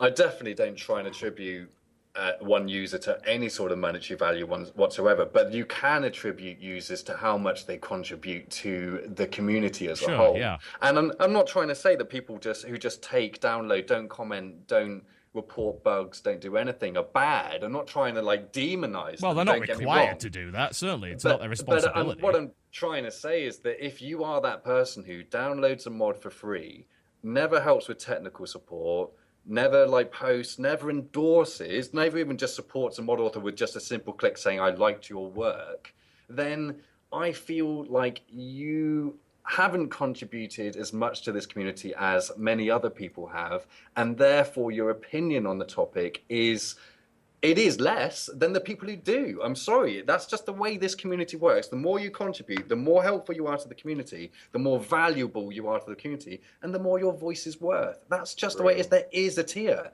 There is a tier-based system, and what we've actually had is a lot of people coming out of the woodwork who were never contributors to the community. They're still useful, they're still valuable, let's not demonize them, but who then thought that their opinion mattered above everyone else's, as though their opinion was the right one, and somehow they've been insulted so horribly that now they might have to pay for a few mods. And you're just looking at them thinking, do you actually look at yourself? Like, just, are you looking at yourself and thinking, are you thinking about anyone else in this community other than yourself? And it's just ridiculous to see. I couldn't believe it, and it's upset me to see that. That's a brilliant point, Robin. That is absolutely brilliant what you just said, because you're exactly right that there are tons of people have come out of the woodwork, and that's really what I was hitting at when I was talking about earlier about a lot of the like the Skyrim review bombing, where they're trying to lower their user score. Again, I think it's a lot of people who just came out of the woodwork who they're not active in the modding community. They're not even using mods necessarily. They just read something in the internet and they just getting enraged and do all this downvoting and these sorts of things. And like you said, if you don't contribute to society, your opinion shouldn't be taken into consideration as much. Again, we don't dismiss you as a person. You're still a human being of value, obviously. But you can't just come out and say, yeah, well, I can't believe Brumbeck would start charging $2 for SMIM. I mean, yeah, granted, he said I can still get it for free. But, I've done so much for, well, what have you done? I downloaded 100 mods, therefore my opinion is worth more than a mod author who's released 10 So mods, you cost Nexus mods some money in bandwidth, and it's like, that's not contributing, really, we'll get advertising and everything in between, and that's exactly what the advertising is for. It's for when people who aren't going to become premium members or anything in between or are going to contribute anything can at least help a little bit with the bandwidth that they are costing us. That's the whole point of the advertising at the end of the day. But it's just it's a symbiotic relationship, isn't it, with how it's supposed to be, Robin? Because I make my mod and I cost you a lot of bandwidth probably because my mod's like 750 megabytes to download, and I feel slightly bad at times. But then of course, obviously, my mod drives a lot of traffic. You don't need to feel bad at all. I would never say to a mod author, or never limit a mod author and tell them. But it's also, as you say, it's a symbiotic relationship, because a lot of mod authors say, how can you like make money off the advertising or the premium membership if I can't make money off my mod? And it's slightly different, because if I stop working, the sites go down and we lose 115,000 mods. Whereas I don't begrudge you at all. Yeah, anyone who begrudges you is not aware. If you stop working, you released the numbers, didn't you? You said, look, Nexus mods is hugely expensive to run, and it makes perfect sense. You're hosting a huge amount of files. Yeah, this year will cost $500,000. It will cost $500,000 to run. Yeah, you got to think about that. And I imagine over the last 5 minutes, there have been some people that have been listening to what's been said here, and they're probably getting a bit angry. And I want to make sure people understand. These are the opinions of people who have been invested passionately in this scene, not making money for, in some cases, over a decade.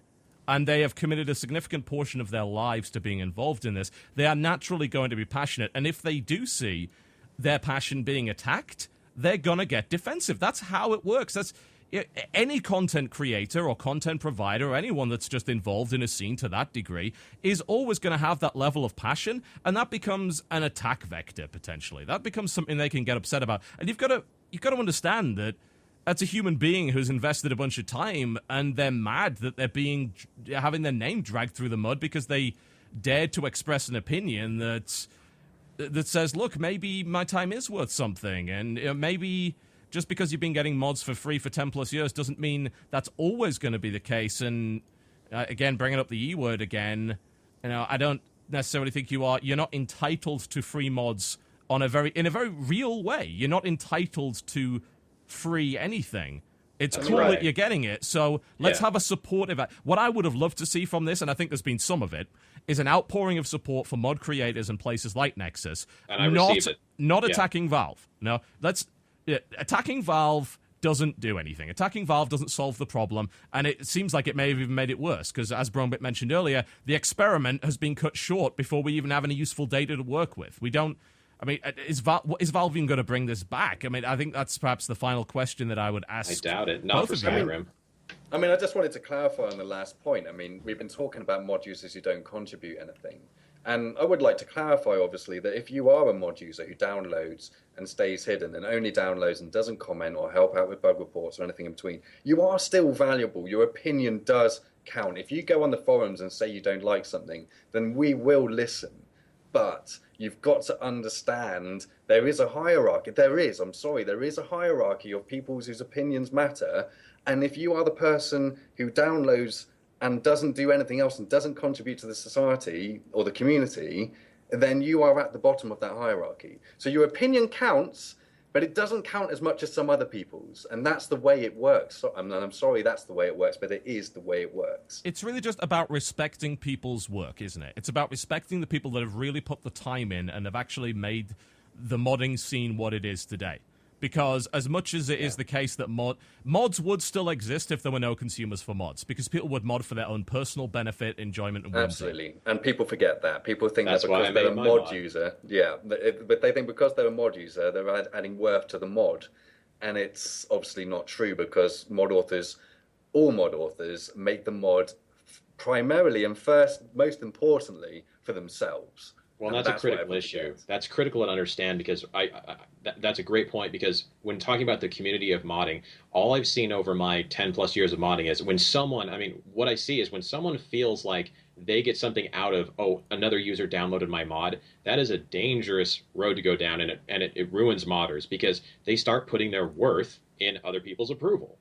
And the minute you start thinking like, oh, look how many users I have, look how many people have downloaded my mod, it's a terrible thing for a modder, especially with free modding. With paid modding, you could argue slightly different, but still, the idea is any of us, if you're making YouTube videos, if you're building a house, you should do it because it's what you want to be doing. Like you said, you shouldn't be doing it because it's something that you want validation from it. Yeah, and that's a brilliant point. Yeah, and it's the same with you're making YouTube videos, as you said. The first priority should always be, did I make something that I personally felt was worthwhile? Did I find fulfillment out of that? Everything else is kind of a secondary factor. And yeah, of course, money's involved. Like, if people stop watching your videos, you might have to adjust your business strategy if you're doing this full time. Right. But with free mods, you can make a mod that you're super proud of, and the only person that ever downloaded it was a penguin, and it doesn't matter, because you still made something you were proud of and actually fulfilled what you wanted out of that. So, I think all I'm asking for in particular is just a bit of respect. Let's have some respect for the people that put the time in. Yeah, absolutely. Yeah, and also for differing point of views as well. That's probably the other thing that's come out of all of this. It's the amount of people that if someone disagrees with their point of view, that's it. So yeah, exactly. Oh, well, I mean, that's an internet problem. That extends out to all kinds of discussion online, and it's why a lot of social media discussion sucks. You've got people like Broomberg coming out, respected mod authors in the community, Arthmore, Shesri, all these other people who've released mods for free for for a decade, if not more. Some of them have been in all these sorts of things. And then they've decided to go this paid route, one way or the other. And people instantly attack them. It's like, well, hang on a minute. Surely you've respected these people up till now. These people must have a good reason. So let's listen to what that reason is and try and understand it from their point of view before we just instantly start attacking them. But once again, as you say, the internet. Well, that's the reason why I was really glad in the sense that I had Valve as a partner, because let's face it, this was a business partnership, was it not? I mean, we need to start treating this professionally if they're going to ask for paid mods. I mean, it's been canceled now, but anyway, when it was happening, it's basically they came to us and said, we want to enter into a sort of business relationship with you where we're going to go out and we're going to defend this, and we're going to take on some of that responsibility. And then, of course, that all went away when they didn't. When they didn't, which, I mean, I'm trying to think, like, I feel betrayed. And it's like, you're not the only one. I mean, right, we don't go on feelings, so I'll get over it. I'm an adult, like I said, but the point is that ultimately I think it is the modders who get hurt. And because an example we haven't brought up just real quickly is like SkyUI, for example. They basically came out of quote-unquote retirement from modding and said, we'll update it to version 5. And I love SkyUI. It's a great mod. It's perhaps the most essential mod to Skyrim.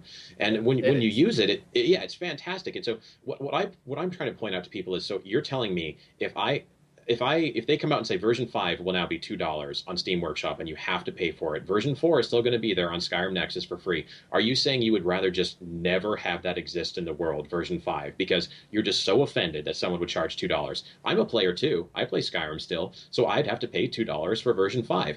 And so, but ultimately it means that we may not get it. I know they've said they might still continue since, they already did, whatever. But the point is, even with SMIM, I have stopped updating my mod. This is the point I wish people would understand. I was not updating SMIM, and I came back because the prospect of earning just a slight amount of money, and it's not about greed. It's about the sense of like, oh, I guess there are some people still interested. Then I guess I won't just keep it to myself. I'll still release new versions. So people just rather never have SkyUI version 5 if they have to pay $2. They would just rather get angry at the internet. Be angry on the internet. You'll be surprised how many mod authors had come out of retirement because of this. Yeah, and I don't see any problem with that at all. I mean, no. As you said, I'd rather have Sky UI 5.0 and Sky UI 4.0 for free, and they've had to pay for 5 and had to pay for 5. It's like the best of both worlds. Well, it's a net Yeah. positive, isn't it? Like It you're is. literally That's exactly not right, in a TB. position where you're losing anything in that situation. That's right. It's exactly right. And I wish all mod authors had done that approach, like like I had done in Sky UI. Well, I was even releasing the new versions for free on Skyrim Nexus. But the point is, not that I have to. I want to make it clear, not that I'm opposed to. Sky UI, they charge some amount of money. That's fair because that's business. And if people don't want to pay it, they don't pay it because that's how the market works, isn't it? But then Valve short-circuited everything and didn't let the market do anything. And now, will we get Sky UI 5? I don't know. I just think it would have been the best for the Skyrim community. And going back to what you were asking, Total Biscuit, will they revisit this? I don't think they will with Skyrim. I think it's been so thoroughly, they've been so thoroughly, I don't know what, in fear of the masses, which again, I don't believe represent the real community at all. I don't think they will revisit it, and that means that Skyrim modding will be worse for it. So this is not a victory. I consider this a massive defeat for progress in modding and the quality of Skyrim. And like I said at the beginning, what is the Skyrim modding community about? To me, the love of the game. And this would have made the game a better thing to play. And if you don't want to pay for the mods, then fine. You're not out. It's a net positive, like you said, TV, a net positive to have new versions, even if they're paid. I'm not entirely sure it was it was good for the community. I don't think paid modding is good for the community. It could be, and we'll never know at the moment. Well, that's what I mean. It could be, yeah. Yeah. And I think the problem is, for me, I thought the community was pretty damn perfect as far as it could be, considering the sheer amount of numbers we're talking about here. It was pretty bad. And I'm sure there will be plenty of people who disagree with that opinion. But for me and for a few others, the community was good and it did not need to change. But change always happens. Change. But you never know. You never know what could be better. That's the thing. The thing about modding too, I want to say, TB, you're asking about like, what is the deal with modders? What is the heart of modding? The truth is, so many modders get burnt out and they quit. They quit modding because you're young, you're in high school, then you're in college, and you're doing a lot of modding like I was, and a lot of them just quit because it just gets to a point where like, wow, I've spent so much time and I just have better things to do because I get paid to do other things. And there is the reality of that I need to go do something else. And so you do lose out. It's always that thing of infinite possibilities. What possibilities of more amazing mods have we now lost out because they don't have an option to pay? Like I asked, well, what quest mods are as good as the Bethesda ones? I think there could be some, if they could get together and engage in a professional manner and create amazing mods. And I know certain groups are doing it, like Sure AI, with Endarial or whatever it's called. They're doing that. But the point is, it's taking them years. And part of the reason it's taking them years, I know, for being a modder, is because if you're not going to get paid for it, you don't have quite the incentive, do you? I mean, it's not just about incentive, it's about reality of having to pay the rent and things like that. I've been waiting for Deus Ex mods in particular. I think it was the high-definition texture pack for that. I remember they put out release 1 of that, and I was super excited. Like, wow, they're going to update everything. And then they put up a post that's like, yeah, we kind of need, like, modelers because ours left, and then they never found any. Yeah, you're exactly right. And I feel bad about that, TV. When I read that, I say, well, I'm a modeler. I have a lot of skill in that. And I think, I'd love to contribute. But guess what?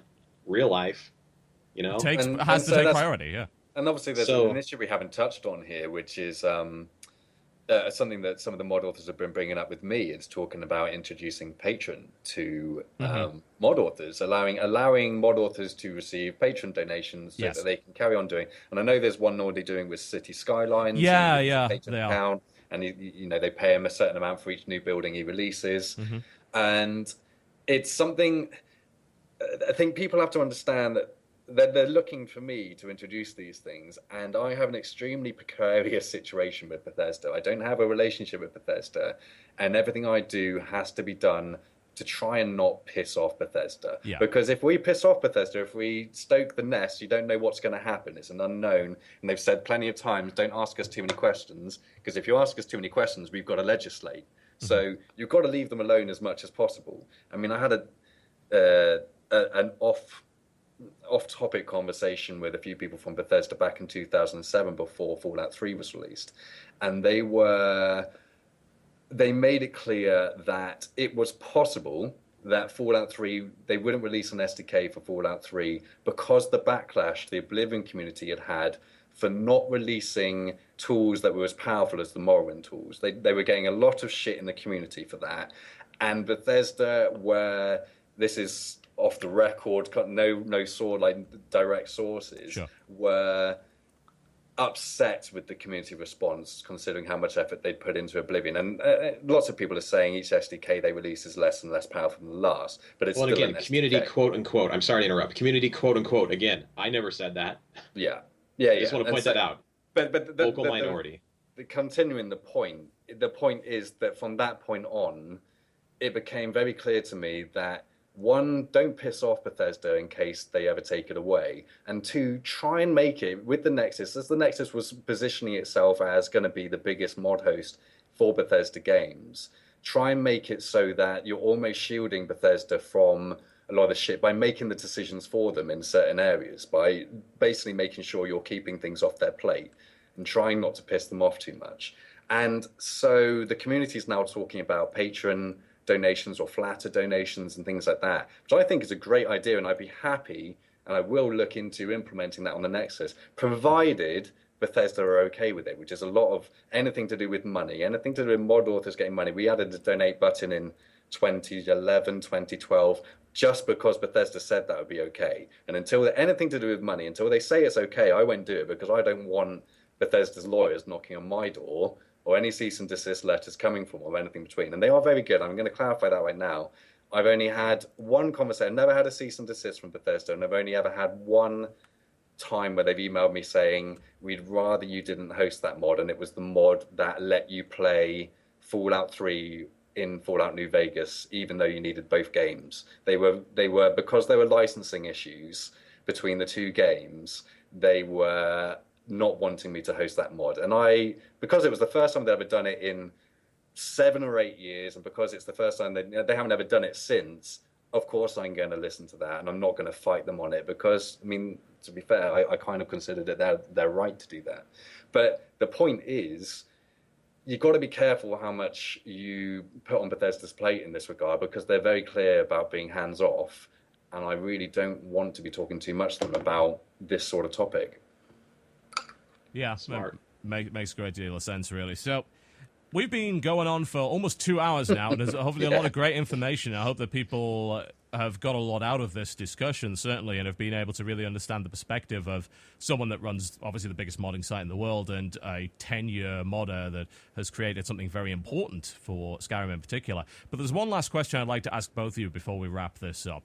So, let's make the assumption that Valve has not canned this completely, that Valve is thinking about remodeling it and re-releasing it at a different date, maybe even with a different game, who knows. What exactly, let's say you were in control. Let's say, hypothetically, you made all the decisions about launching a system like this.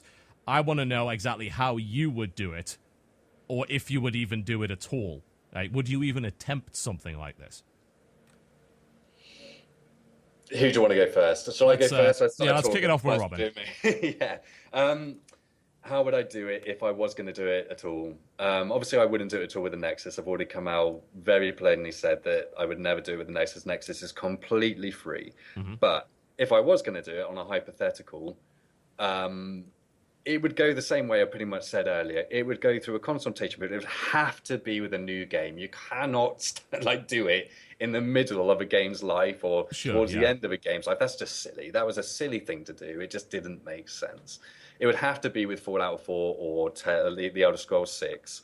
And it would have to be from the get-go. They'd have to publicly announce it. And I hope they'll announce it, if they are going to do it, at their big E3 show. Yeah. And it would have to be in consultation with as many mod authors as possible. Make it open, keep it open, get as much feedback as possible, so that when you come around to releasing something, you can say to people, well, this is because these people said this would be a good idea. And you kind of almost shunt some of the blame onto the community if it goes wrong, because the community were the ones who designed it. It's like a win-win situation. And that's definitely the way I do it. Everything for the community has to really kind of go through the community. Fair enough. Brombeck, do you have anything to add to that in particular, or maybe a completely different perspective on it? Well, I suppose I do have a few thoughts. By all means. Yeah, right. I don't want to be too hard on this community, this mythical community we speak of. I do not foresee this mythical community ever getting behind paid mods. I think we'll just see a repeat of what happened with just what Valve tried recently, where You get this group of people, whether or not it's the majority or minority. I think it's pretty obvious it's the minority, just completely freaking out. And I think we'll see the exact same thing because people have this idea in their head that they do have, modding should always be free because it's always been that way, and just tradition trumps everything because that's just, obviously tradition should just trump everything. But in the sense of, yeah, exactly, progress, who needs it? So in the sense of, maybe I'm a little bit more pessimistic on this. I don't necessarily think I'm a little biased having a mod for Skyrim, but I don't think that they necessarily would have to do it for a new game. I think there are some issues with doing it right at the start of a new game because when a new game comes out, that's when people are first trying to learn the modding, and I do think there's an element of you want people working together and that sort of thing. And I think they could still do it with Skyrim and just have a system where only mods of a certain quality, and by quality I mean certain ratings and users subscriptions, could be put up for the paid site. I mean, I'm not going to go into the nitty gritty detail because I honestly don't know how exactly it should work. But in the sense of if a mod is established in quality, which is exact opposite of what they did, like we talked about, you don't put new mods up there. That's insane. And I think curation is absolutely critical. I don't think it would be that much work for Valve. In the sense of, okay, it'd be some extra work, but guess what? They can afford it, and they're a huge company who's insanely successful, so it's worth that cost to them of just having curation where you're always going to get the troll mods. If they do this for Fallout 4, you're going to get the troll mods who hate the system and are maybe even malicious, trying to break people's games on purpose. I would absolutely foresee that happening, because right now, just to clarify, this Skyrim paid mod situation, no mods that were submitted, that weren't the secret mods that were chosen in private, no other mods actually got through the approval process, of course. So we never got to see what about the malicious mods. They absolutely need curation and a system where I would argue that it probably is for the best to have a system where people can still get it for free. In a perfect crazy world that I just live in my little dream world, I'd say, well, partner with the Nexus and say you can always get your mods for free on the Nexus. And then also have them on Steam Workshop paid and have it some official thing where they can just link to the Nexus. I mean, of course, I can put a link to my mod. Again, or they could just keep their Steam Workshop up, do what they basically did before with the free and the paid. They kept, obviously, the free Steam Workshop. Yeah, but my point is I'm worried about all the bad apples. I'm worried about the bad apples who are going to say, well, my mod is only paid, and well, there's a free version, but it's got pop-ups. I mean, I'm just saying that's going to happen again.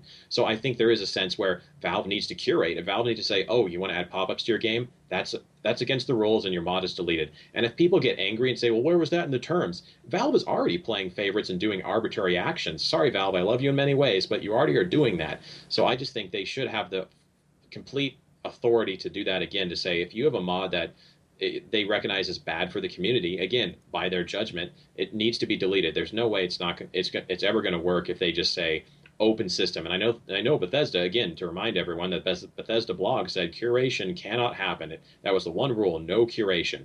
And that's just totally backward, and they need to learn from that. Curation is absolutely necessary. Keeping the mods free on Skyrim Nexus, I think everyone should do that. I don't know if you could legally enforce that. I don't know if you can put that into a contract and say you have to keep it for free. Obviously, the big thing that I think that quite a lot of people have seen in Gabe's Q&A on Reddit, I obviously posted a question to Gabe asking him if he was going to put his foot down if developers try to make it so that people could only release mods on Steam Workshop or a paid Steam Workshop, one or the other, it doesn't matter which way it is. Because up until now, obviously, you have a choice where you can upload your mods. You can upload it to your own site, the Nexus, ModDB, any other site, or Steam Workshop. And it's kind of scary to think that we are looking at a future, potentially, this is, all potential, that mods will only be able to be downloaded from Steam Workshop. And that is a big concern, obviously, for mine. Not just because it would mean the death of new games on the Nexus, but because it would mean the death of free and open modding in general. And that's a very scary thought for me. Yeah, well, handing control to Valve. I think we should throw out what Valve's answer was, though, in Valve's defense, in Gabe's defense. He made it very clear that they think that's a stupid idea to lock down mods to Steam, which is why I say I got to respect Valve for all the negative things I may have said about Valve and Bethesda. I got to respect them because I think they are sincere. In Valve's case, especially, where he said, we would never want that to happen because we think that's stupid. And we'll tell developers, but at the same time, we do have a relationship with the developers, meaning we kind of have to do what they say in a sense because it is their game. Now, of course, Valve could override that and say, well, your game can't be on our service, but of course they wouldn't want to do that. That's a lose for everybody. So I just want to point that out, that Gabe did make it clear that he doesn't want that to happen. And obviously, for me, if a game developer came to me and said we'd like to use the Nexus exclusively and no one else would be allowed to upload a mod anywhere else, then I would say no, even if I've got to keep relationships up with my developers. It completely destroys a principal tenet of what the modding community has been up until now. I do not think free modding is a principal tenet, but I do think open and widespread and being able to share your mods wherever you want to share your mods is a principal tenet of the modding community. And I think if Valve weren't willing to put their foot down on that, then I don't think they could come out and say that they're in favor of the modding community as it is right now. Fantastic. Yeah. Well, that's a lot of information for people to digest, and hopefully it's given people some great new perspectives that they perhaps hadn't considered. There's a lot of stuff there that I didn't know about, certainly, because you really can't unless you're part of that modding community and you really have an understanding of the culture that's been growing now for over a decade on PC. It's obviously a very contentious issue, and I think that what's really important is that we have a free and open dialogue about it, and that we don't take someone's opinion and use that as an excuse to attack them, and we don't see someone that has a different opinion to ours and get angry at them and say this guy's the enemy. I don't think that. Yeah, I think I don't think anyone's the enemy. I don't think you think Valve is the enemy. No. If there is a leaving comment, I tell people, look, just try and look at things from all the angles and not just your angle, because that's what I've got to do. I've got to look at the angle of a publisher, a developer, a mod user, a mod author who wants to charge content, and a mod author who wants to keep all their mods free and thinks every mod author should. I've got to look at all the angles. So when I formulate opinion, it's got to be the opinion of all those in one. And I would recommend a lot of people try and do the same. Instead of just looking at it from your point of view, try and look at it from the people in the other shoes and see what they try and think in their shoes, basically. Yeah, exactly. Go a mile in someone else's shoes. That way. And if you have principles, I think you should stand by them. That'd be my only encouragement to Valve and Bethesda. If you believe it's for the best, stand by your principles, regardless of what the angry internet mob does. Anyway. There you go. Passing comments. Yeah, that's certainly very true. And before you criticize someone, just, you should walk a mile in their shoes. That way you can criticize them, and then you're a mile away and you have their shoes, which is ideal, So by all means, I had to get that in there. It had to happen. I'm sorry. That's good. I love that joke too much. Love it too much. It's been running to the ground. Guys, thank you very much for taking so much time out of your day, because, again, we understand that time is actually valuable and that we're not entitled to it. Nick and Robin. Says you. I will say that many times. The angry Tumblr blogs will be written about it, but there you go.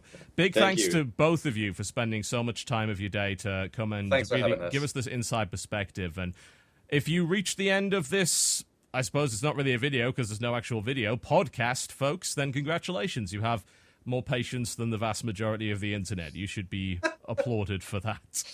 There you go, folks. We just heard from Brumbeck, of course, a very, very... We'll go with important. There we go. We'll buff your ego up a little bit. Very important mod maker within the Skyrim scene, of course, Robin Scott, the owner of the largest modding site on the entire damn internet, which you've probably visited at some point, I would imagine. And we will see how this develops. I doubt we've heard the last of it, one way or the other. So we will see how it goes. My name has been Total Biscuit. Thank you very much for listening, and I'll see you next time.